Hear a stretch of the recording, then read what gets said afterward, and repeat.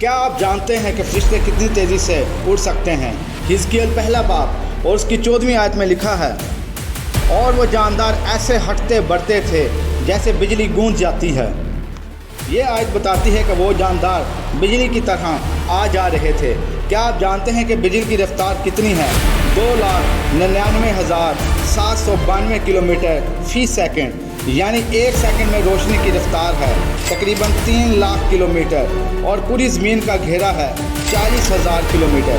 इसका मतलब है कि एक फरिश्ता अगर ज़मीन का चक्कर लगाए तो वो सिर्फ एक सेकंड में 7.5 चक्कर ज़मीन के लगा सकता है। इस बात से कोई फ़र्क नहीं पड़ता कि आपका फरिश्ता आपसे कितनी दूर गया है, आपके काम करने, आपकी राह सीधी करने, क्योंकि वो किसी भी मुसीबत के आने से पहले ही आप तक पहुंच जाएगा। उम्मीद है आप समझ गए होंगे कि फरिश्ते कितनी तेज़ उड़ते हैं और इसका आपको क्या फ़ायदा है। ज़बूर 91 और उसकी 11वीं और 12वीं आयत में लिखा है, क्योंकि वो तेरी बाबत अपने फरिश्तों को हुक्म देगा कि तेरी सब राहों में तेरी हिफाजत करें। वो तुझे अपने हाथों पर उठा लेंगे ताकि ऐसा ना हो कि तेरे पाँव को पत्थर से ठेस लगे। इसी तरह अबरानियों पहला बाब उसकी 14वीं आयत में लिखा है, क्या वो सब खिदमत गुजार रूहें नहीं जो नजात की मेरास पाने वालों की खातर खिदमत को भेजी जाती हैं। खुदा जो भी करता है वो फरिश्तों की मदद से ही करता है।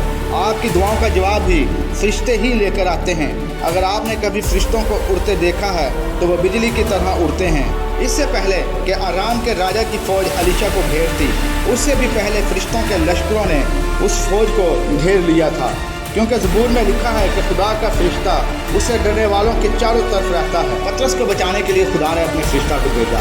इससे कोई फ़र्क नहीं पड़ता आप दुनिया के किसी भी कोने में क्यों ना हों।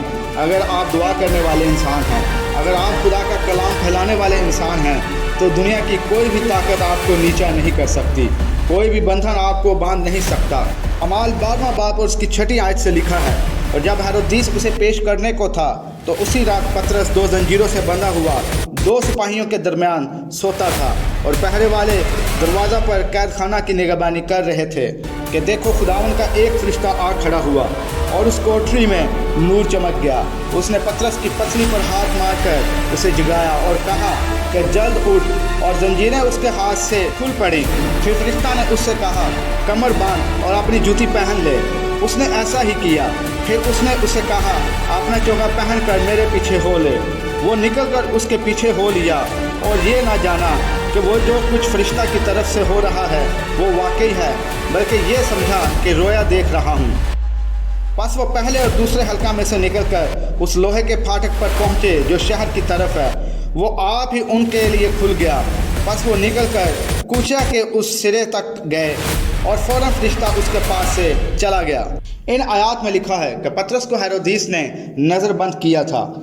असल में हेरोदिस अगले दिन पतरस को मारने वाला था, पर फिर भी पतरस जेल में आराम से सो रहा था। ऐसा कैसे मुमकिन है कि आपको पता हो कि सुबह आप मारे जाने वाले हैं और आप इत्मीनान से सो रहे हों? वो इतनी गहरी नींद में था कि फरिश्ते के आने पर भी उसे पता ना चला। बाइबल में लिखा है कि जब फरिश्ता आया तो तेज रोशनी चमकी, मगर पतरस फिर भी सोया रहा। फरिश्ते को पतरस की पसली पर मारकर उसे जगाना पड़ा। वो फरिश्ता चोरी चोरी नहीं आया था कि मैं पतरस को किसी चोर रास्ते से बाहर निकाल कर ले जाऊंगा, बल्कि वो सीधे रास्ते से बड़े दरवाजे खोल कर पतरस को ले गया। फरिश्ते ने पतरस को तैयारी का वक्त दिया, उसकी बेड़ियों को खोला। बेड़ियों के खुलने की आवाज़ तक सिपाहियों को ना आई, और ना ही वो सिपाही पतरस और उस फरिश्ता को देख पाए। वो बड़े आराम से दरवाज़ों से निकलकर बाहर आ जाते हैं। आज भी ज़ालिम लोग मसीहियों पर जुल्म करते हैं, चर्चिज़ के ख़िलाफ़ साजिशें करते हैं, मसीही लोगों के ख़िलाफ़ खड़े हो जाते हैं, उन्हें सताते हैं, इन्हें जेलों में डालते हैं और संसार करते और आग में जलाते हैं। मगर वो ये नहीं जानते कि हमारा खुदा मोहब्बत, अमन और सलामती का शहज़ादा है। हम भी परेशानियों और दुखों में भी खुदा पर ईमान रख कर चैन से सोते हैं। आज तक और आज भी लोग खुदा के चुने हुए लोगों के ख़िलाफ़ साजिशें बनाते हैं, मगर वो कामयाब नहीं हो पाते, क्योंकि खुदा के फरिश्ते उनकी चारों तरफ से घेरे रहते हैं और उनकी हिफाजत करते हैं।